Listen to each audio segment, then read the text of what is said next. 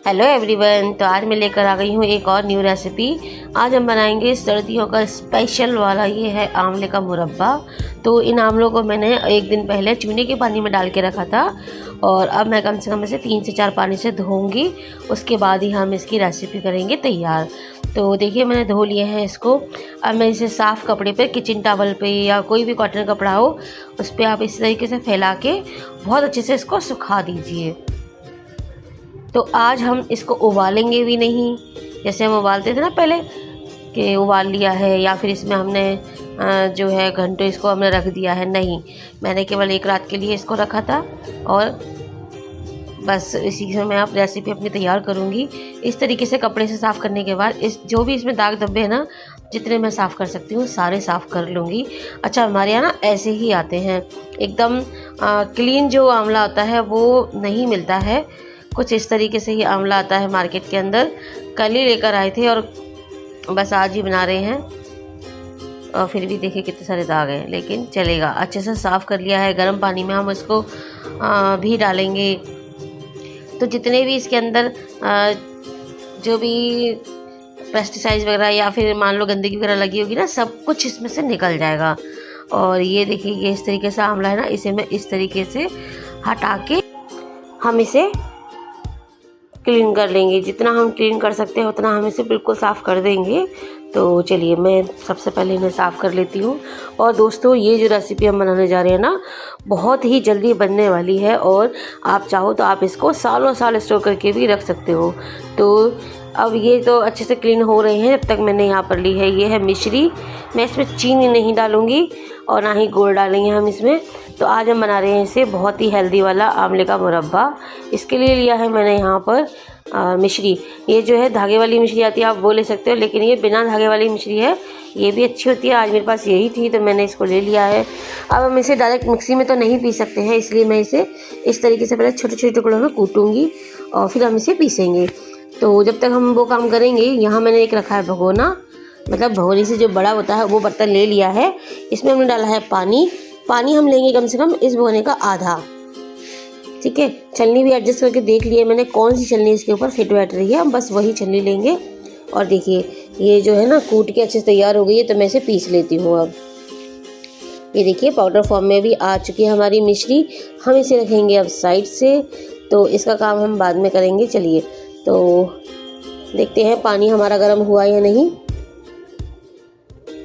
पानी में अच्छे से उबाल आने के बाद अब हम इस पे रखेंगे एक छलनी। तो अगर आपके पास ये वाली छलनी ना हो तो आप आटे की छलनी ले सकते हो। वैसे तो ये वाली छलनी हर घर में मिली ही जाती है। तो अब चलिए, अब जो हमने अभी आंवले कपड़े पे अच्छे से सुखा लिए हैं ना, पोंछ लिए थे, जिसको छलनी पे हम इस प्रकार से इसमें लगा देंगे। अगर आपको इस तरीके से अच्छा नहीं लगता है तो आप डायरेक्ट जो है इसको पानी में उबाल भी सकते हो 15 मिनट के लिए। उसको देखने का तरीका ये होता है कि हम इसमें नाखून लगा के देखते हैं। अगर हमारा नाखून आसानी से जा रहा है, इसका मतलब है कि हमारे आंवले अच्छे से तैयार हो चुके हैं। तो मैंने इन आंवलों को यहाँ रखा था 15 मिनट के लिए। इसके बाद इसमें देखिए कलर कितना अच्छा चेंज हो गया है ना। अब इसको मैं 5 मिनट के लिए और रखूँगी ढकने के बाद। तो मैंने गैस यहाँ पर बंद कर दी है और देखिए 5 मिनट के बाद हमारे आंवले जो है पूरी तरीके से तैयार हैं। तो इसको हम निकाल के अलग रख लेते हैं। और अब मैं आपको बताऊंगी एक और चीज़ बहुत ही काम की।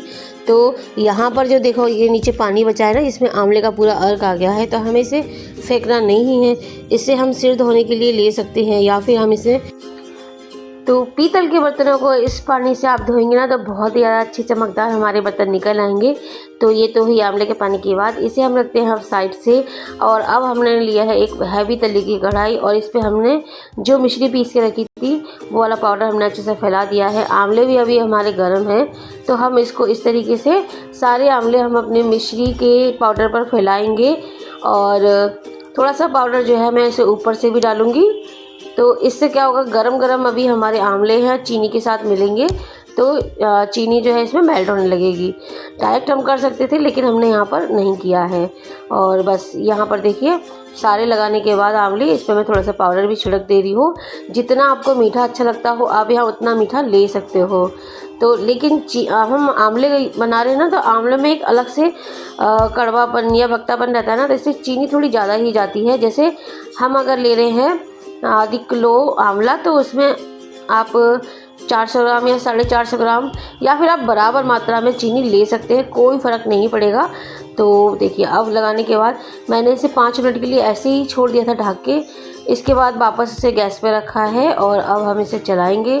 चलाते हुए धीरे धीरे आंवले जो है चीनी में चिपक गए हैं, तो हम सब निकालेंगे आंवले को और हम इसे चलाएंगे। तो ये जो अब काम करेंगे ना, हम बहुत ही धीमी धीमी आंच पे करेंगे, क्योंकि चीनी जो है जमा हो चुकी है इसमें नीचे, तो वो लगने का डर है, इसलिए अब आराम से इसको हम धीमी धीमी आंच पे चलाएंगे।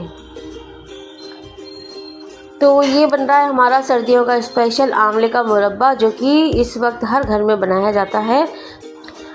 अब मैं यहाँ पर ले रही हूँ थोड़ा सा गुड़, जिससे कि कलर बहुत अच्छा आएगा। अगर आप चाहो तो आप इसे केवल मिश्री से भी बना सकते हो, या फिर आप आधी मिश्री और आधा गुड़ भी डाल सकते हो, या फिर प्रॉपर गुड़ से भी हम इसे बना सकते हैं।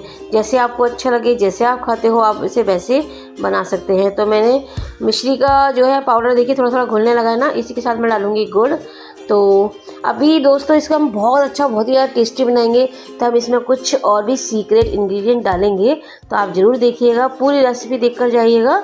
और चलिए इसे हम अच्छे से मेल्ट होने देते हैं। तो गुड़ भी यहाँ मेल्ट हो गया है, अभी पूरी तरीके से नहीं है, कलर बिल्कुल चेंज नहीं हुआ है हमारा आंवले का।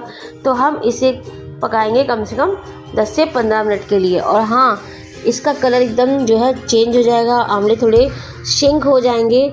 तो आप इसको एक बार और अच्छे से दबा कर देखिएगा उंगली से कि ये जो है हमारे अगर गलने लगे हैं, तो इसका मतलब है कि हमारे आंवले यहाँ तैयार हैं। हम इसको जो है अब ढक के रख दे रहे हैं कम से कम 10 से 15 मिनट के लिए। और अब मैंने देखिए बिल्कुल बिल्कुल लो जो है फ्लेम कर दी थी, अच्छा सा उबाल आ चुका है इसके अंदर। अब हम डालेंगे इसमें कुछ मसाले, या जो हमारे इस मुरब्बे को बहुत ही ज़्यादा टेस्टी बनाएगा ना, तो इसके लिए मैं यहाँ ले रही हूँ कुछ सीक्रेट सा। तो बहुत ही टेस्टी बनने वाला है, और ये ना सर्दियों में आप छोटे बच्चों को खिला सकते हैं, बड़े बुजुर्गों को भी दे सकते हैं, खुद भी खा सकते हैं। बहुत ही ज़्यादा आंवले का मुरब्बा है, बहुत ज़्यादा फ़ायदेमंद होता है, तो ज़रूर खाना चाहिए। अब लिया है मैंने यहाँ एक छोटा सा टुकड़ा दालचीनी का, थोड़ा सा लिया है काला नमक, आधी चम्मच लिया है काली मिर्च का पाउडर, और अब हम लेंगे इसका सीक्रेट इंग्रेडिएंट, जिससे कि हमारा ये मुरब्बा और ज़्यादा टेस्टी बनेगा। तो मैंने लिया है यहाँ सौंठ का पाउडर, हो तो ज़रूर डालिएगा दोस्तों, बहुत अच्छा टेस्ट आता है। साथ ही में हम डालेंगे यहाँ पर आधा चम्मच इलायची पाउडर। अगर इलायची पाउडर ना हो तो आप 4 से 6 इलायची लेके कूट के इसको डाल सकते हैं, तो ये बहुत अच्छा फ्लेवर आएगा।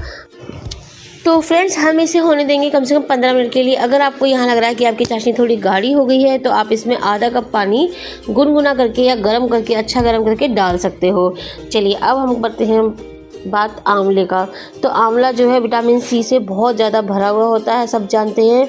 रोग प्रतिरोध की क्षमता होती है इसमें, हमारे बालों के लिए, त्वचा के लिए और पाचन तंत्र के लिए भी बहुत ज़्यादा लाभदायक होता है ये। और आंवला गया है अमृत फल, तो हमें इसे किसी न किसी रूप में ज़रूर लेना चाहिए। आंवले के जो मुख्य मतलब इसके क्या बेनिफिट होते हैं, बालों को बहुत ज़्यादा मजबूत करता है, काला करता है, और साथ में हमारी जो फेस होता है ना उसमें बहुत ज़्यादा ग्लो करता है, आंखों के लिए बहुत अच्छा होता है, पाचन शक्ति को सुधारता है। तो मेरा मतलब ये है कहने का, आंवला एक प्राकृतिक औषधि है, सेहत के लिए बहुत ज़्यादा ज़रूरी है, बालों के लिए बहुत ज़्यादा ज़रूरी है। तो आप इसे जो है ज़रूर लें, खुद भी लें, बच्चों को भी दें, और सर्दी है तो आप बड़ों को भी दें, उनका भी ध्यान रखिए। चलिए तो यहाँ हमारी हो गई है रेसिपी तैयार।